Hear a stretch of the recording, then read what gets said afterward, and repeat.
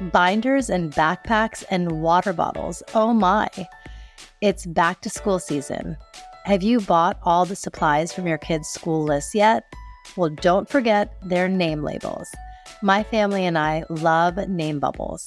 I met founder and president Michelle Brandress at Mom 2.0 and had her on my podcast to share her personal story and how she came up with her brand to help parents stay organized and for kids to learn executive functioning, which means being responsible for carrying their belongings like lunch bags and folders from school to home and back. The labels are waterproof, dishwasher, and washing machine safe. I've thrown their water bottles in the dishwasher so many times, and the sticky adhesives remain intact. My kids enjoy being part of the creative process from start to finish. We log on to www.namebubbles.com. They design their labels. My daughter loves cursive fonts and unicorns, and my younger son is still obsessed with dinos. We choose the family pack, and then we have fun labeling all their school supplies. There are packs for daycare, high school, college, and even sports equipment. No more losing helmets and baseball bats. Your label can include an email or phone number for people to contact you if it ends up in the lost and found. Visit namebubbles.com and use my code MOMSENSE25 to receive 25% off your order. That's MOMSENSE25 for 25% off. Happy labeling! There is no hood like parenthood. Hi, I'm Kanika Chadda Gupta. I'm a former CNN journalist, mom of 3, including twins, and host of That's Total Mom Sense, the podcast. Now, if I had $1 every time I heard, gee, you have your hands full. On my show, I interview change makers on their life lessons, legacy, and superpower of intuition, which I call our mom sense and dad sense. I've had the privilege of working with Mom 2.0, March of Dimes, and the White House, and have had some pretty amazing parents on my show. Hey, what's up? I'm Kelly Rowland. Hi, this is Chelsea Clinton. It's me, Bobbi Brown. Can't wait to share my story. That's Total Mom Sense is a production of the Evergreen Podcast Network. Be sure to subscribe wherever you listen to podcasts and on YouTube so you never miss an episode. To join my tribe, visit that'stotalmomsense.com and follow me on Instagram at Kanika Chadda Gupta. Now let's dive into today's episode. Samreen Arshad immigrated from Pakistan to the U.S. when she was in college with just $500 in her pocket. And she soon realized that there was a white space in the beauty industry here and not enough South Asian representation. So she aimed to change that when she launched her very own brand called Samreen's Vanity. She went on to get married and she has a son, and her family lives in the suburbs of Chicago. We're going to talk about her motherhood journey and what it's like being an entrepreneur, and I can't wait for her to share her raw insights with us. Samreen, welcome to That's Total Mom Sense. Thank you so much for having me. Of course. I love that we're doing this in person. It's very special and rare. It's so lovely. So, yeah, thanks for coming to New York. Thank you. Thank you. And I watched your interviews, and I was just so amazed by your interview with Bobbi Brown. She's been such a huge inspiration for me. So to be here with you, it's such an honor. Of course. We always have to pull up a seat at the table for our own. And we're going to have such an intimate chat today. I'm excited. Yeah, so let's start with your childhood. I am just so curious. What was 6-year-old Samreen like? Oh my God. So 6-year-old Samreen was a total tomboy. I'm a third girl. And, it was one of those things like, the older people in the family were like, oh, it's not a boy. So I don't know what, I just became a tomboy, and that was it. There was no makeup. There was no bow ties. There was no dresses. Right. It was just bicycles and pizza. Oh, that's the best. That's the best. And that's how it should be. I love when I see like skin knees on girls. Totally. And it's just like, yes, just get roughed up. You can see it right here. Yeah, same here. I know. They never come off, right? Pumice stone. It's just great memories. Yes, I love it. Exactly. Yeah. Are there any fond memories that you have of your childhood? Something that it was like, this really sticks out. I consider it a core memory. I just love how intimate our whole family was. I grew up with a lot of love and a big family. Like, we're just like one of a typical South Asian family. Yeah. Tons of uncles, tons of cousins. And that time was so precious because today when we look back, nobody has time. We all are scattered all over the world, not even the country anymore. And it's just that those memories, I wish I could do the same for my child. Yes, Right? 100%. I think we have to recreate that. And now it's harder for us because there is no village. There's no village. It's like we have our nuclear unit and oftentimes like a caregiver in the home, but then it's like, where are the chachas and the masis and the... Truly. And I always tell people when people ask me, like, do you have help? And I say, it doesn't matter. You can have all the help in the world. You are the parent. Yeah. And the only person you can trust is another family member. Exactly. And we don't have anybody We here. don't. So Yeah. obviously we figure it out. Like you and I said today, we're mothers. We'll always figure it out. Yeah. But it's not the same. It's not. It's not. Mhm. It's true. Yeah. And what led you to want to pursue your higher education in the U.S.? So I'm the first of the three to go to college. Wow. And my sisters were married when they were 17. And it's beautiful. They're still beautifully married, extremely happy and prospering in their own fields. But my life was a little different. Mhm. I didn't want that. My dad owned a textile company in the Middle East. And my goal was just to come to the U.S., get a business degree, and go back and join him. Okay. Yeah. Okay. And it was just this goal because I wanted to be the first college graduate at that time.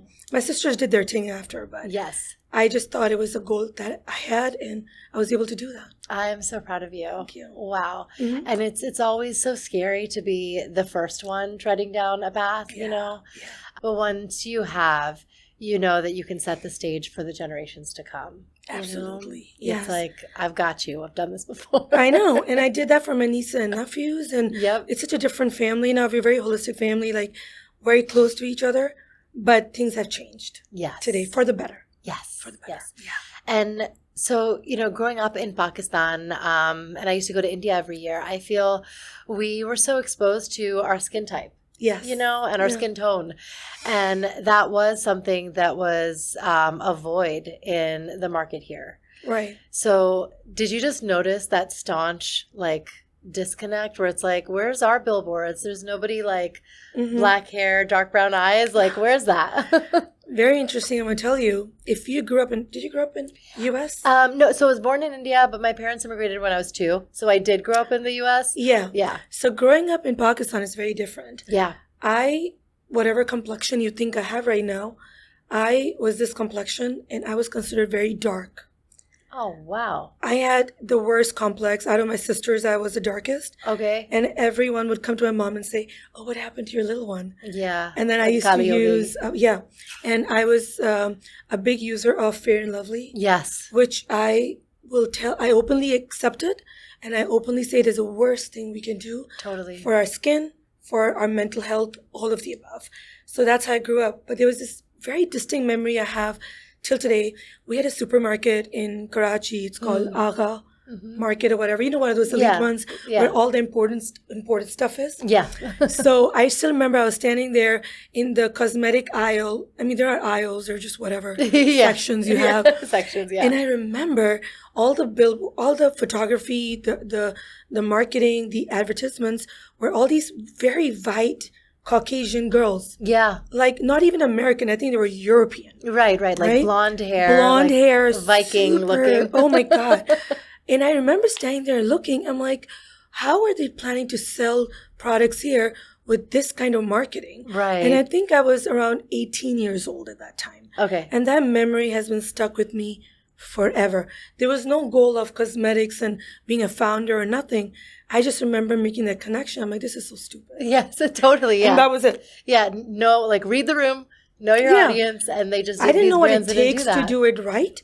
I Yeah. just knew this is stupid. I'm like, Yes. why are they selling this? Exactly. And I think that's comes back to colonialism and just how beauty standards, so many cultures and communities around the world, hold that as it's the blonde hair, blue eyed is the ideal. And it's really not. And now you have to be black hair, brown eyes, Yes. and pale skin. Right. And, Right. And, and not until I came to the U.S. truly, I learned to appreciate my skin tone. Because when I went to college, people were like, you're beautiful, you're beautiful. Yes. Never heard that in my life, ever. Wow. And I used to be like, oh my God, I'm so tan. They're like, you have the most beautiful olive skin. Yeah. And I think within like 6 months to a year, I'm like, I am beautiful. Yes, Like, you are. I was like, I would tan. I didn't care about being out in the sun. Yeah. Like, it was really liberating. Oh, that's amazing. Yeah. And then what planted the seed for you to start Samreen's Vanity? So I don't want to go too in depth because it's a long story, but when after college, I joined automotive.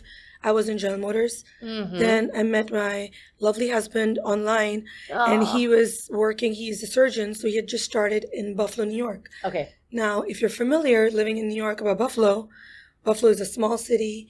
It's very non-diverse.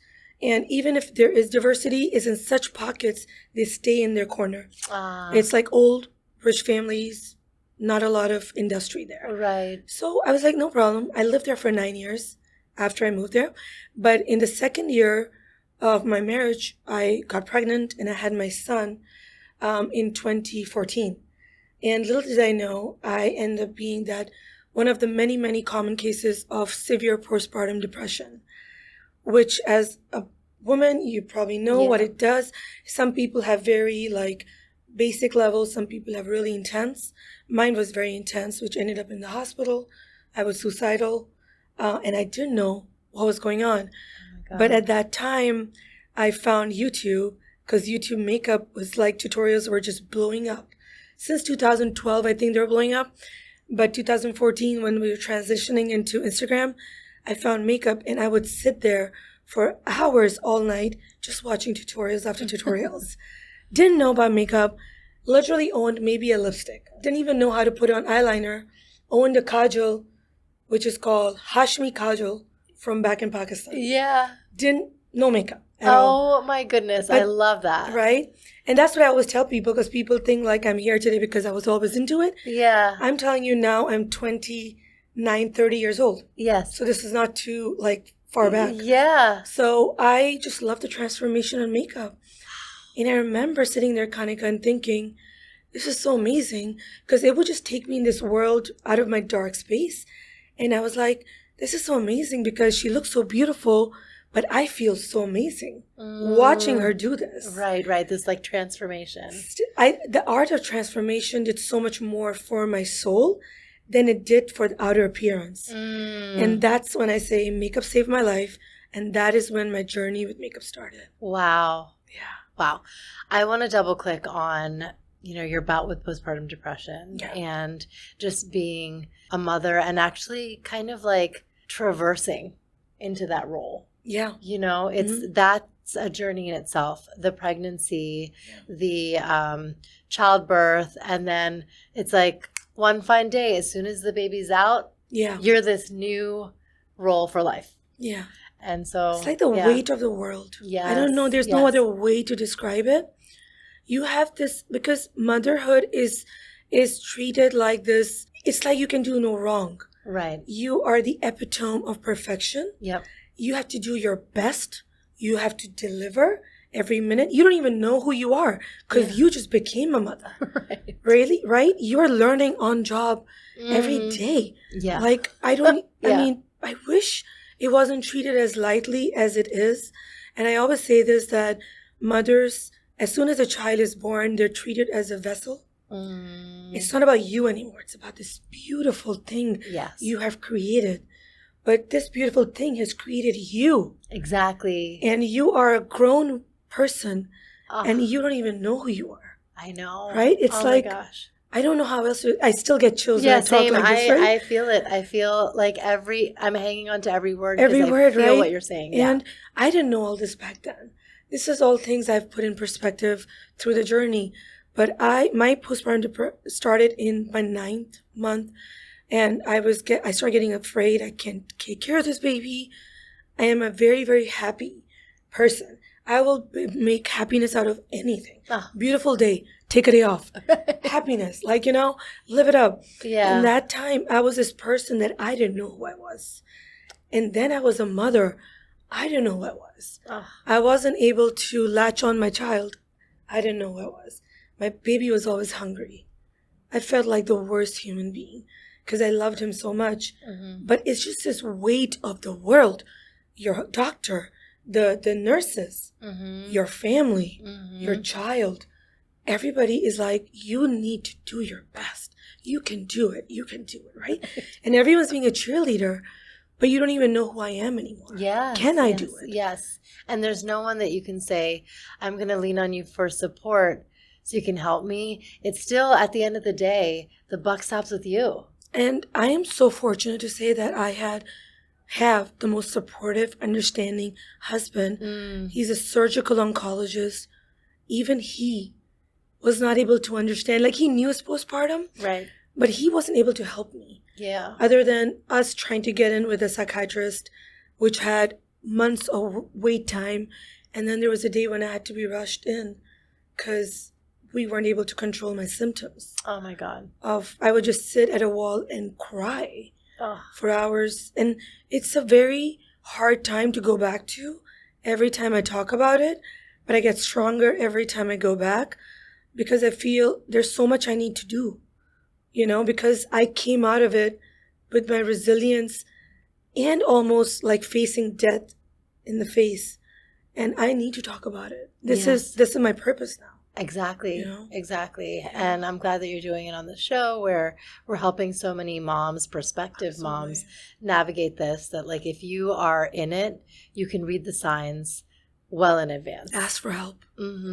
How did you actually go about it? Because I think there is, I don't know, there's like a shame or a confusion. Like, who do you tell first? And then when do you know that it's like, okay, this is clinical, I need to get doctors involved? So it's not taboo. It is extremely taboo till today. Yeah. And not just in South Asian community.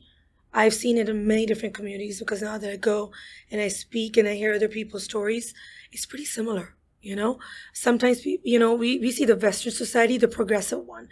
There is a non-progressive Western society that we have no idea about, where men don't take care of you, your families don't treat you well, you are this woman who's not treating your kid well, all of the above.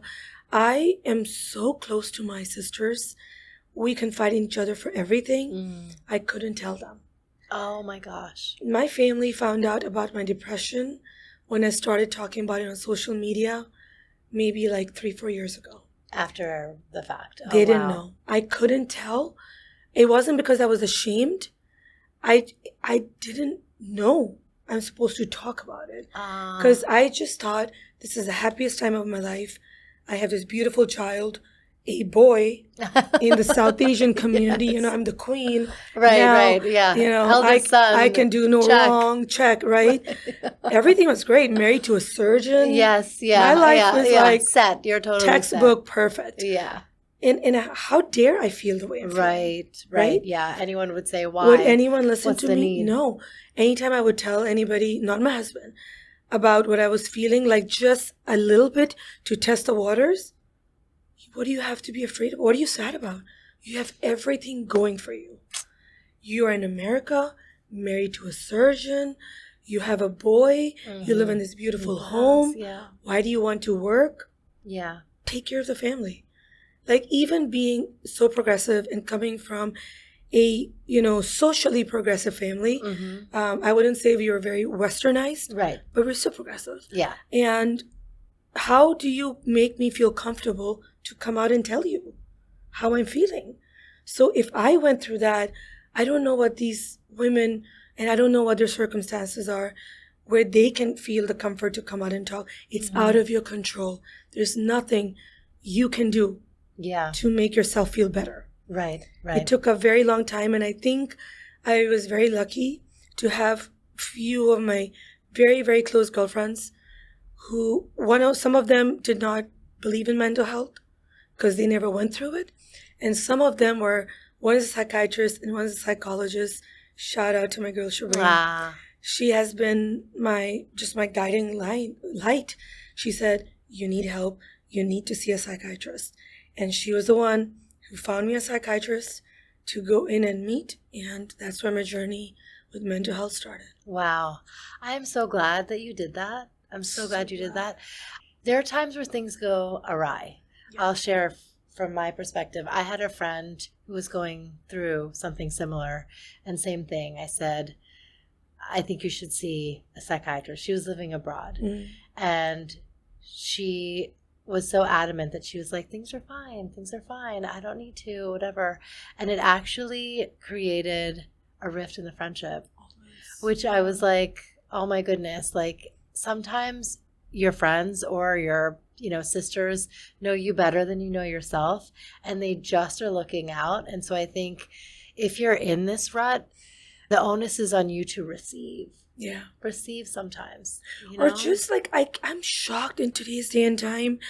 I have close friends and friends who I've been watching just the highs and lows. Yeah. The things or relationship problems where you need therapy. Yeah, it's like just get counseling. Everybody does it. Everyone needs therapy. Yeah. A 10-year-old kid needs therapy. Yeah. An 80-year-old person needs therapy for something or the other. Right. But I feel like we need that help. That was a public service announcement. Yes, exactly. I'm with you. But high five on that. High five on that, yes. We need to broadcast normalize it. And I'm telling you, after that, like rift in relationships, your spouse. Yeah. Like forget about friends, your spouse, your siblings. After I went open with my medication, which was within 6 months, I was screaming it. I was like, I felt like a different person. I can tell you guys, it took me 3 years. And even then, I remember when I started off with anxiety medication. Okay. And then later I went on depression medication. And I'm on both till today. Okay. And I have no plans on getting off of it. Okay. But what I say is that when I got on it, Kanika, I can tell you, I literally was sitting one day and saying, I feel myself. Like I physically feel me. Yes. I physically feel Samreen. And there's no way I can describe it to you, but I knew who I was. Yeah. I knew what I was feeling. I was able to verbalize it. I just knew who I was. Yeah. It's like you're outside your body. Outside my body. And you could see what's transpiring and say like, she's back. And it still gets so teary-eyed when I think about that, because that made me realize how many of us are out there who don't even feel themselves. Exactly. Who don't know why you're feeling the way you're feeling, and it's justified. It's not justified, whatever it is. We're in this world, we have this life, and it's such a blessing. Exactly. I'm going to turn 40 in a few weeks. Oh, wow. And I'm so excited for you. It's the best decade. I'm so excited for me. Yeah. Right? But until I was 31, I didn't even know who I was. Because I had depression. I had a very tough childhood. For many reasons. And I didn't know who I was. And to be 30 years old and say, today I know who I am. Yes. And it gets better and better. Oh my gosh. Right? Yeah. I wish this upon everyone. Exactly. Exactly. I know in my experience, so I had twins. Boy-girl twins, and then my younger son. So fulfilling. Yeah, I know. That was the best surprise ever. I do have to say, I was like, oh my God, once you have it, you get awesome. Yeah.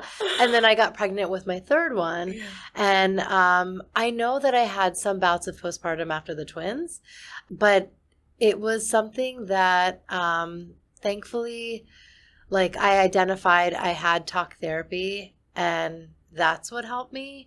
But it's like whatever, it's like, I don't know if to call it a spectrum or what. It's a range of, it's what you need. Yes. You just know. Yeah. You kind of track what your symptoms are, and and for me, I felt this weight come off my shoulders when I talk to people. Yeah. So my pediatrician actually gave me the number of a free hotline, and it was the postpartum hotline for new moms, and it was 24/7. Yeah. And I talked to this really nice British woman named Pat. And after like the first 2 times I called her, I was like, what are your shift hours? Because I want to always just get you. Then I have to repeat the whole story to the next person, and I was like, I wasn't leaving the house. This is COVID times, 2017, Right. 2018. So we didn't do like telehealth calls with counselors at that time. I think that is something that is a boon that's come out of COVID. Yes. That like now it's like, oh, you can Zoom, but at that Yes. time it was like, this is my schedule. These are my sessions. I'm like, what am I going to do with the 3 kids at home, Yes. and like I Not can't being leave able them to with one make it, person. or people feel ashamed Yeah. to be there. I know people who don't want to be seen in a psychiatrist's office. Yeah. I don't know what level of harm it can do to someone, but to each their own. Yes. And I think instead of judging them, I'm always like, there's this you can do. You can pay out of pocket. Right. It's not that expensive. It's not at the expense. It won't go on your record. A lot of people tell me, I don't want to know my insurance.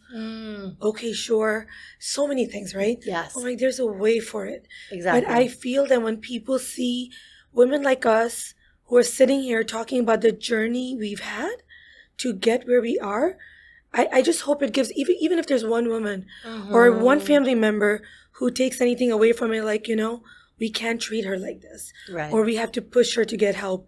Or we have to push them to seek guidance. It's a win. Yes. It's a life you're saving, Exactly. Yeah. Exactly. You mentioned how, your company saved your life. I think along with Ayan and your entire community who we need Truly. you here. What was that moment like where you're like, okay, now I've found a purpose now that Samreen's back? So I didn't know my purpose. What I found was through the YouTube videos, I started enjoying makeup. And then I think 6 months in, I was buying everything. They were, like following the tutorials that people do today. This I'm talking 10 years ago. Okay. 2014. So I would go buy the products, and then I was like, oh, this is how you do it? Because I was amazed by the girls who did really good makeup. And I just didn't know. And I would buy it, and I'm like, then I started following the tutorials. I started teaching myself. And then I made a small studio in my house. Okay. Absolutely loved it. Then I got a camera. Then I started teaching myself how to record videos. Ooh. But then I was like, my makeup doesn't look great. Okay. And then I was like, if you like makeup at that time, all I could relate to was be a makeup artist. Yeah. You like makeup. I wanted to be surrounded by makeup. Well, what do?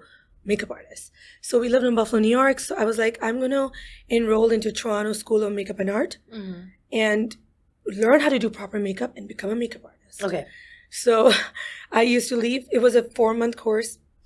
And Ayan at that time was like 7 months or something. Aww. And I remember I talked to my mom and my sister, and they said, well, if there's any time to do it, it'll be this time right now. He won't remember. Yes. So go do it. Yes. New mom, have severely depressed, but I don't know, makeup gave me the courage to leave every Monday morning at 4 a.m. to go to Toronto and work, Monday morning to Friday evening, get in the car, drive back during rush hour. Each way was 3 hours. Oh my goodness. Yeah.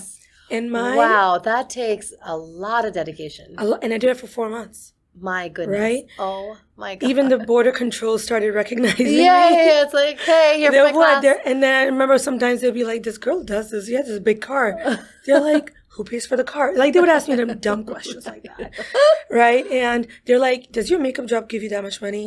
Like, I still had to answer border control every single time. Oh my goodness. I crossed over. But the only thing that kept me going was I was getting this beautiful submersive training that I wanted. It was making me be this person I didn't know who I was. Yeah. And I used to be able to come home and do 3 bad time routines. So Friday, Saturday, Sunday were my bad time routines. Yeah. What I live for the rest of the week. No. So it's just those things, you do it, and I did it. Yes. Yes. And I just wanted to know how to match foundation. I still remember my goal of going to this 4-month course was, will I be able to match foundation on people's skin tone? Oh my God, tell me. Right? I can't wait to do this makeup tutorial with you. Right. And but that was my goal. Like, that's how little my goal was to start. Right. From there, Instagram happened, became an influencer. From there, it was just about getting free makeup. I was like, I just want free makeup. Yeah. Goal. I'll try everything. Goal number 2, free makeup. Started working with Urban Decay, Laura Mercier, Charlotte Tilbury. Okay, what's next? I get free makeup. I do tutorials. What else am I doing now? Yeah. Right? So I think once I made it, went to these PR events, flew to LA all the time, thought I made it. Right. You know, you're like a little tadpole in an ocean. Nobody knows you. Nobody cares. Yeah. Who are you? And then it wasn't until I was rejected by a major retailer 7 times for a floor sales job position, which I was trying to get so I can free makeup again. I was like, work at this store. And because I lived in Buffalo and I didn't have many options, applied 7 times in a year and a half, never got a interview. Used to go in because I'm a little delusional. Yeah, okay. That's a good thing. I will say I'm a person who's delusional because I'm really good. Yeah. What's the issue? Oh, yeah, exactly. When I wasn't good. Meet me. Wasn't good. I knew I had to go. Yeah. I knew I had to go and do it. Yeah. So I wasn't delusional in my craft. Right. I was delusional. This brown immigrant Samreen deserves a chance to be in this retail store in Buffalo, New York, showcase, like selling makeup. Yeah. I wanted the discount. It wasn't until the 7th time when I was like, okay. It took me 7 times to really realize it's not the situation, it's me who's not being invited to the table. And I remember exactly where I was standing in the store. And I said to myself, you know what? They're not inviting me to this. I'm going to make my own cosmetic line. And they're going to want to carry it one day.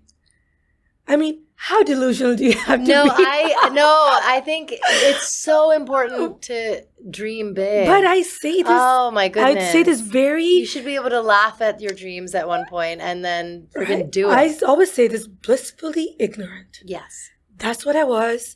And where did I do? I wasn't angry. Yeah. I was just upset. Yeah. You know? Yeah. Don't know anybody in the industry, just a makeup artist, a little influencer. I went home in my basement. That's where I used to hide out. And I Googled how to make makeup in America. Okay. Wow. This was it. Yeah. And this was 2018. Like somewhere in summer, 2018. Wow. Yeah. And then tell us about the formulations and, how this is eco-friendly. After a year of trial and error, shipping things from China, shipping things from Miami, I didn't know what a white label is. When it's like you just go and put your name on it. I didn't know what it takes to work with a lab. In my head, I'm paying them. Yeah. They'll work with me. They'll just do it, yeah. I knew the best makeup is made in Europe. So I just and now this is 2019. In 2020 is when the pandemic happened. Yep. Right? My husband and I had put in all my life savings into this. Like we had, I think roughly we had $60,000. It was our retirement funds, our savings, everything we had, whatever my husband was making, we were putting 50% in this. And of course, like paying mortgage and child support and all that stuff. And no lab would want to work with me because they were like, who are you? These, and I was hitting the heavy hitters, just so you know. Yeah. I knew you have if that I had to do it, I had to do it right. Yes. Otherwise, it's useless. Yes. Because my brand is going to be devalued as an immigrant. I'm a Pakistani mom. I'm not some cool chick in LA. Right. I knew what I was up against. So my product had to be fantastic. Yes. So I would cold call these labs every day, emails after emails. I used to email. I had a day set. I sent an email on Monday, followed up on Wednesday, and then again followed up on Monday, followed up on Wednesday. Okay. That's how to do it. I think the beauty is always in the follow-up. Resilience. Yes. Yeah. People just tend to forget there's a fall off and then nothing actually gets off the ground. But if you hold yourself accountable, like I am not giving up on this and I'm going to just lightly persist, kindly, and I tell this to everyone. Until you don't get a verbal or written no, it's not a no. It's so true. Don't make it about your ego. Don't make it about your pride. I have zero pride in me. I till today, I walk up to people and tell them I'm so inspired by you. Yeah. Like you're doing such good work. When we were doing our sales pitches, it's a little fast forward, but they always ask me, who's your competition, right? Like, because we're trying to get money, they want to know. It's a very typical question. It's not really relevant all the time. And I say it with no pride. I have no competition. I have peers I look up to who are doing what I'm doing ahead of me. They carve the path for me. Exactly. So Exactly. they told us there's white space. They made it validated. So I'm sitting here validated by people ahead of me Yeah. that they are my people who out there who need products, Yep. who need to see representation and diversity in the space. So going back, it took me a long time to convince them to work with me. I still remember there was one account manager, I'll never forget her name. I can't tell you enough. She is the reason I was able to be here today. She took a chance on me. She trained me how to be a founder. She was an account manager for the lab. Okay. And she told me, Samreen, you're skipping steps, Samreen. You got to do this. You need to go find the outer packaging first. Come back to me. I mean, we're still friends till today. She is so proud of me. And like I say, if you have to have gratitude for everyone who helps you through. Yes. If that person sitting there, she retired a year later, but I'm here today because of her. And I'm with you on that. I think it's so important to like lift people up as you're on that ladder to success. Because it's lonely at the top and you want your friends there too. Absolutely. And you have to find friendships in your peers. Yes. If somebody does one little thing for me, I'm literally like, I embarrass them. I'm like, thank you so, because you don't know how much time and money and frustration you just saved me by that one thing you told me. Right. You know? Right. So It's so always true. be grateful. Yes. I want to share how we have someone in common who is just incredible. She's just a phenomenon in herself. Arlen Hamilton. Arlen Hamilton. She is how I found you. Yes. We met at an event before this, but when I saw you on her website, you're a founder that she invests in, I was like, oh my God, it's Samreen. And then we messaged each other on Instagram. I think she shared a post of mine and then you wrote to it, right? Yeah. Arlen Hamilton is going to go down in history. Yeah. Of venture capital, women in VC, women in like all of this she is an incredible human being. My story with her is I found Arlen in a random convention in Puerto Rico. I didn't know about her. Mm-hmm. I go to every convention to learn, to meet. You have to network. Yeah. I don't know, I think Sunita says this or someone says this. Your network is your net worth. Yes. And I truly, truly stand by it. Mm-hmm. Anyways, Arlen didn't notice me there. I fell in love with her because she was no bells and whistles. She was straight up helper. She was straight. She wasn't talking about her private jets and her bags. Right. She was talking about where she comes from and where she is today, something that I take pride in my journey. Mm-hmm. Started following her around the country.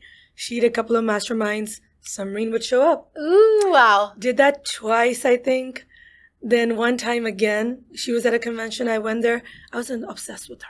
I was like, I want to be like her. Yeah, exactly. I expected nothing out of her. Yeah, it was nothing. Just, I want to be in the room with the people I admire. The one I can relate to. Yeah. There are many people out there. Yeah. There are many people who reached out to me to be like, join our mastermind. We'll help you make $1 million.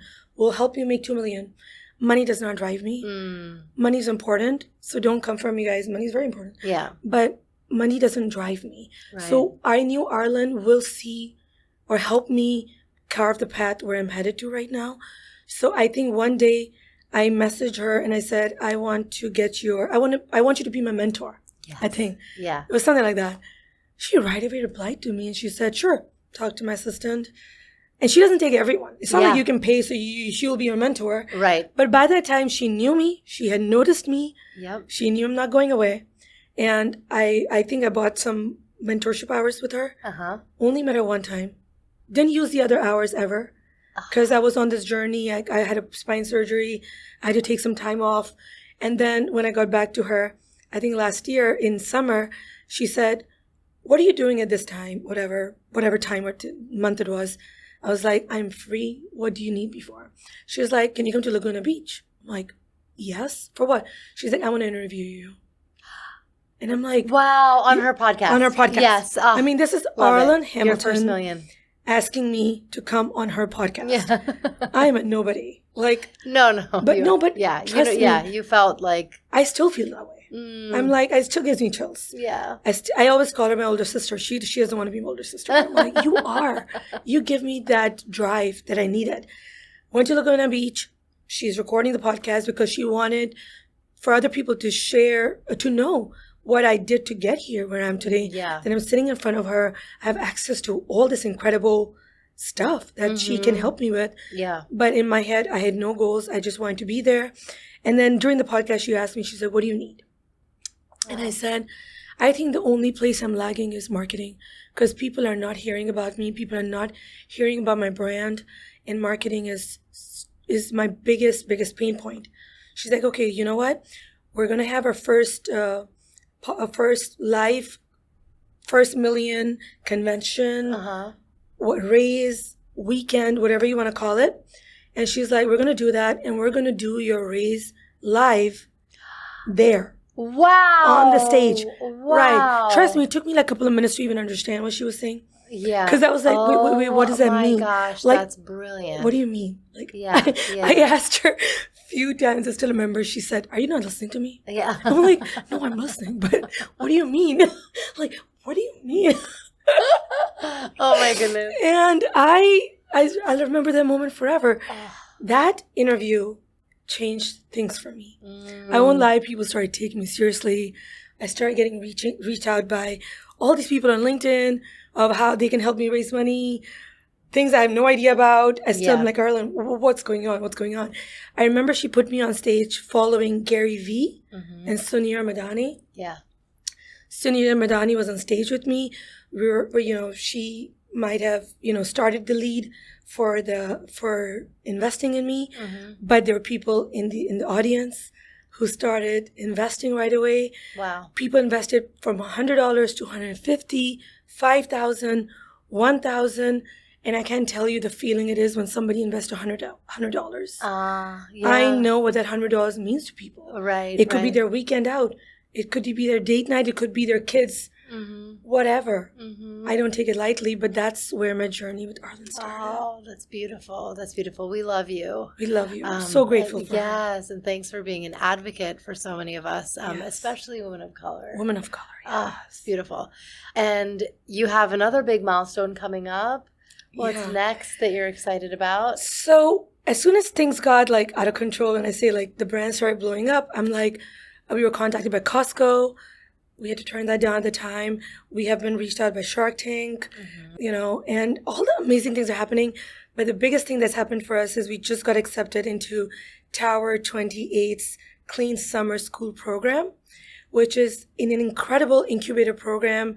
It's unlike Sephora or Ulta, where they prepare you to pitch to them.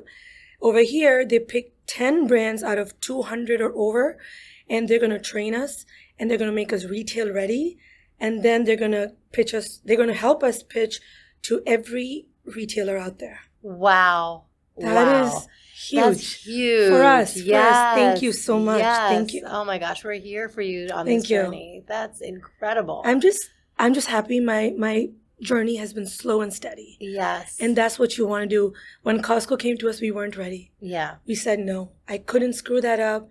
I couldn't mess up my relationship with them. Right. You have to, can you imagine for me, I wanted to jump on it, heels on, but at that time, it wasn't the right time. So you have to really take it slow. Yes, yeah. And you know when it's the right time, for it's sure. The right time, yes. And then lastly, your mom sense moment, a moment that you just trusted, our built-in sixth sense. It's something that really steers us on the right course all the time.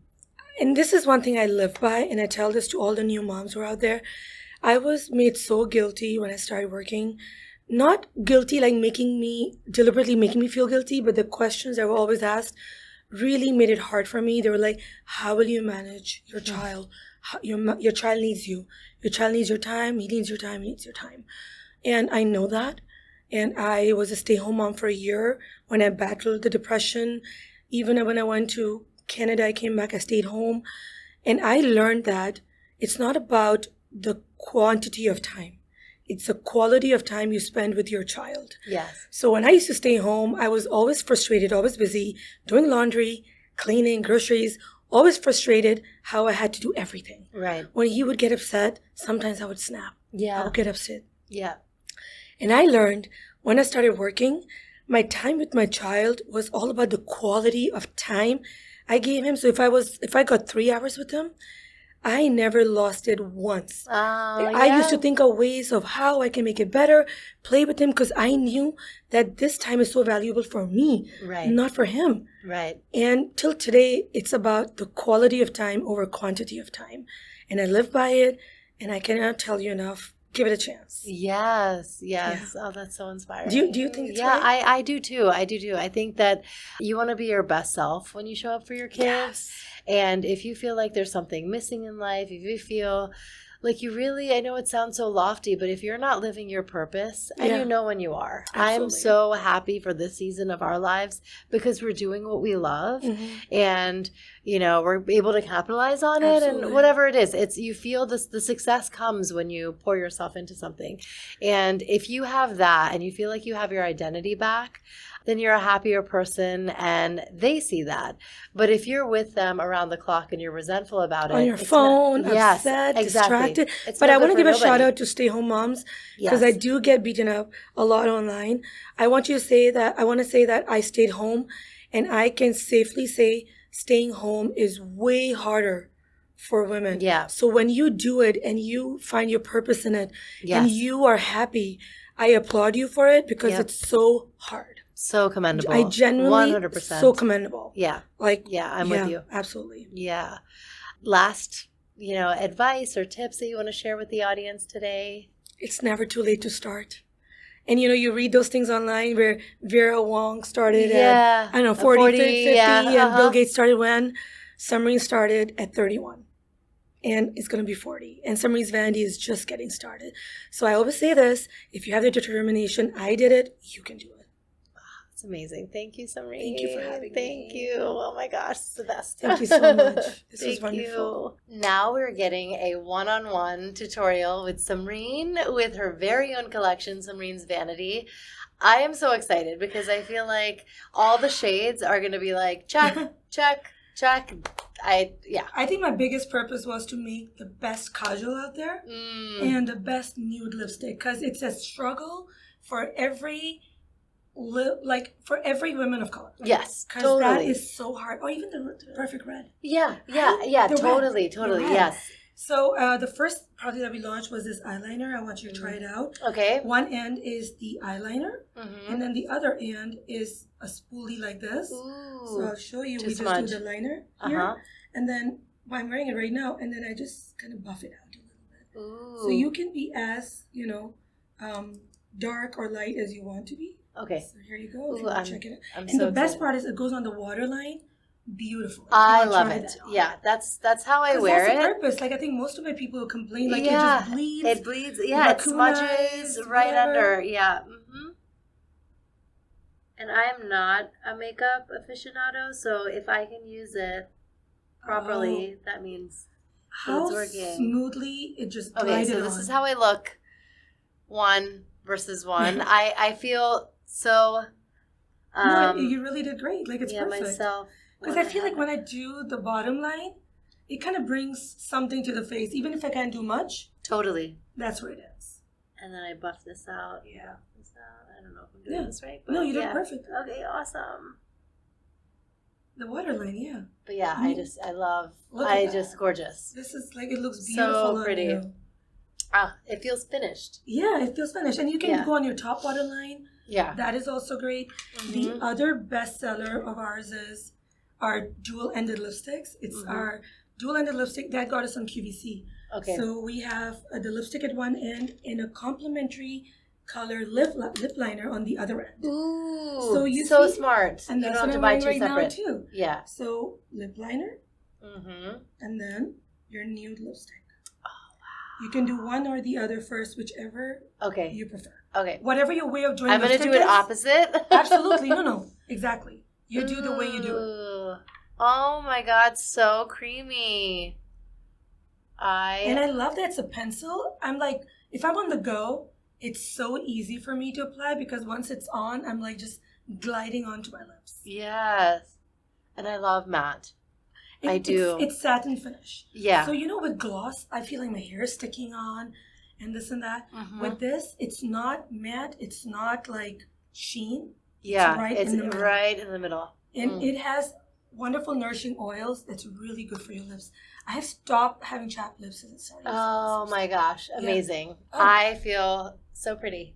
my mic was always, so I don't know what happened there. Yeah. But yeah, so we have 4 colors with that, and now we're going to be launching more. But I wanted to come up with the 4 essentials: nude, perfect pink, perfect red, perfect wine color. Oh, wow. Yeah. And those are the ones And that the last we is look our for. blush. Blush, yay. This is a blush.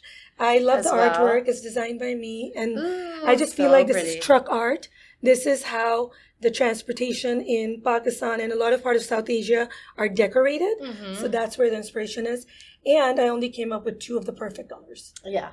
I mean, these are the ones we alternate between. I don't think you ever need anything more than that. And then a bronzer is like a touch, but we're bronze already. Yeah, we're already bronze. And Yeah. even with the bronze, sometimes it kind of makes it dull. Yes. You want to have that vibrancy. Yes. So right now I'm wearing Desi Dreams. Uh-huh. And this is Saffron Glow. Oh. It gives you the most nice, like, just rich color on your Yes. cheeks. Oh, so pretty.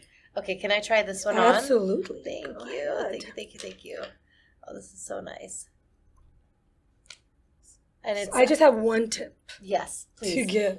Please. So yeah, how I do don't know you if I'm doing my apples. No, of my you look thing. beautiful. I just say, like, the right way to put on blushes, you tap in, and then you start on the top of your cheek in. Ah. So I'm not even looking, but I'm going this way. From here down. Because you don't want the heavy deposit to be right on your cheeks. That's what I do wrong. Right? Okay. Mm-hmm. And then when you're coming in, you just kind of buff it out. So Okay. don't go like this. When you go in this motion, you're eradicating your work. So you tap, nice, and then it's here. Yeah. And you can do the pressing motion too. Yeah. Like Okay. very light-handed, press it in, out, press it. Look how beautiful that looks. Yeah. Oh yeah, it's so pretty. You see? It's And then so whatever is pretty. left on the brush, it comes in. So it's not like boom. And Right. if you want extra, you can always go extra. Yeah. I'm always scared of over-depositing blush. Yeah, I Right? know. Yes. Because Yeah. then it's like, okay. And this calm also face. makes your face look lifted. Right. So it's not like in the middle and droopy. It's like lifted. Lifted, yes. And Yeah. you don't need the bronzer. You know, Yeah. you can if you want to, but you don't Yeah. need it. And I'm all about essentials, having minimal, Minimal, what works. less waste. I think we talk so much about fast fashion. Yeah. The waste in makeup is real. Buy the product you will use. Yes. Again and again. Again. Oh my gosh. Thank you. This is This is so so great. fun. Thank Yay, you for thank having thank me. you. Thank you This so is much. so great. Thanks for listening to today's episode. I hope you got some great takeaways from our conversation. Join my community by logging on to that'stotalmomsense.com. If you haven't already, please subscribe to That's Total Mom Sense, the podcast, wherever you listen, and be sure to rate and review. On socials, my handle is at Kanika Chadda Gupta on Instagram, Threads, TikTok, and X. You can also find me on LinkedIn. My episode videos are on YouTube and YouTube podcasts with highlights on YouTube Shorts. Write to me at that'stotalmomsense@gmail.com. My team and I read all your pitches and feedback and are so glad to be in touch. Remember, always trust your mom sense and dad sense. Stay strong, super parents. See you soon.